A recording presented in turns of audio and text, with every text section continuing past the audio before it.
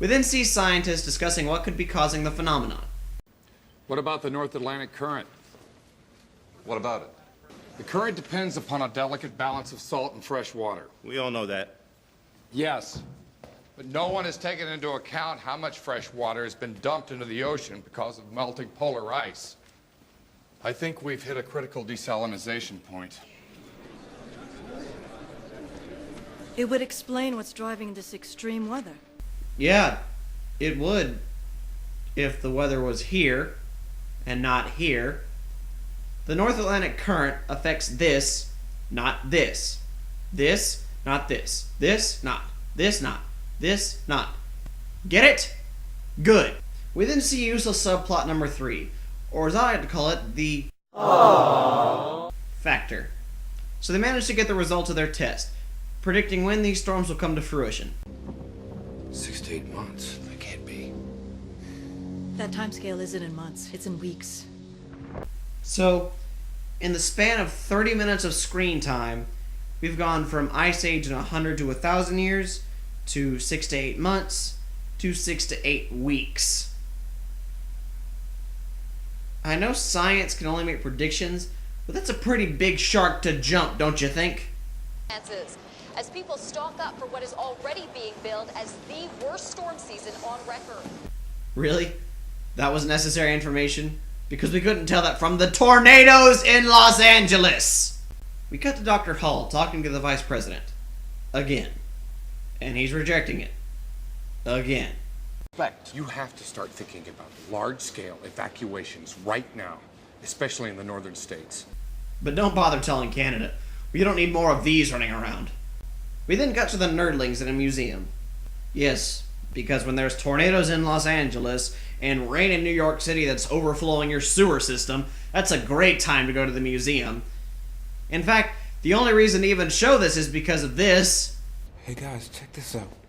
The body of this mammoth was found perfectly preserved in the Siberian tundra, with food still in its mouth and stomach, indicating that it froze instantly. Button number 8.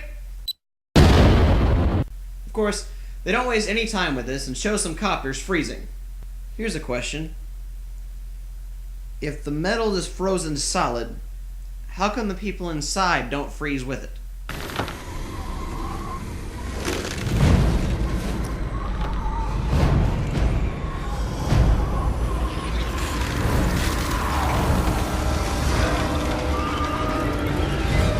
Oh, I see.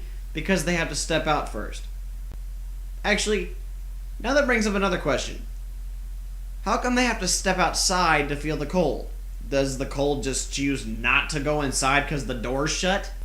We then see Sam and friends watching the news. Storm surge that could threaten the entire eastern seaboard. Symbol!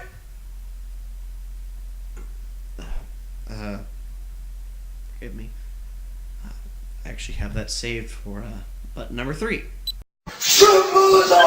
We then see them trying to get to higher ground to the library, but Laura cuts herself on a car bumper. No! How dare you scratch at me!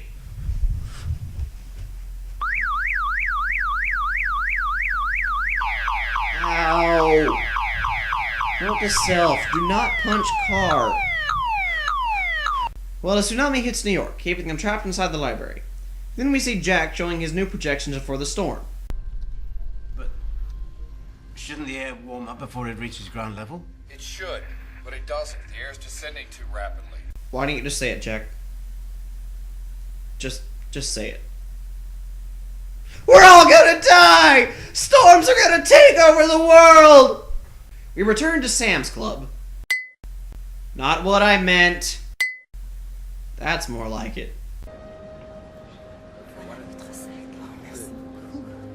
Sam, just tell her how you feel. Yeah, who cares if I was hitting on her 4 scenes ago? I want you to have her for some strange out-of-character reason.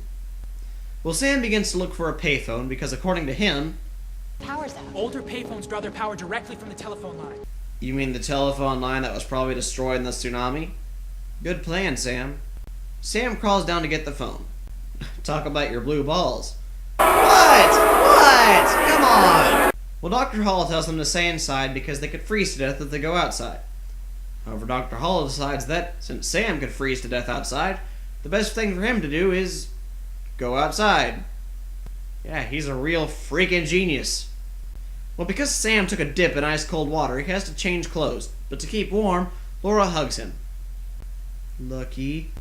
Hey, something poked me. We then see a Russian ship drift onto the scene, because ships from Russia can not only avoid all the countries in between, but all the buildings in New York as well. I finally get to use button number 1.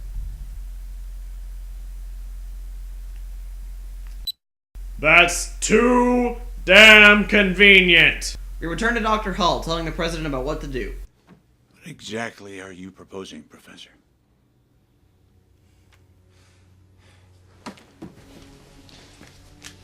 Evacuate everyone south of that line.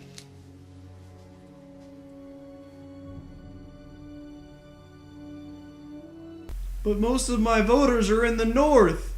Well, we return to subplot number 1 for the last time, which means the implied death of the only good character in this movie, Professor Rabson. Back at the important plots, we see people beginning to leave because the snow is thick enough to walk on. Unfortunately, as we all know, humans are idiots and leave despite Sam's warnings. As Jack leaves to save his son, his partners go with him, which, as movie making 101 dictates, one of them will die. We then return to Sam and company, where they try to start a fire. This fireplace probably hasn't been used in about 100 years.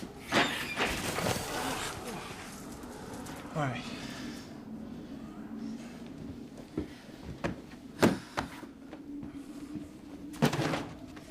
What are you doing? What do you think we were gonna burn? You can't burn books. No, absolutely not. And you guys thought comparing him to Hitler was too much. Lunchroom. Just an employee's lounge with a few vending machines.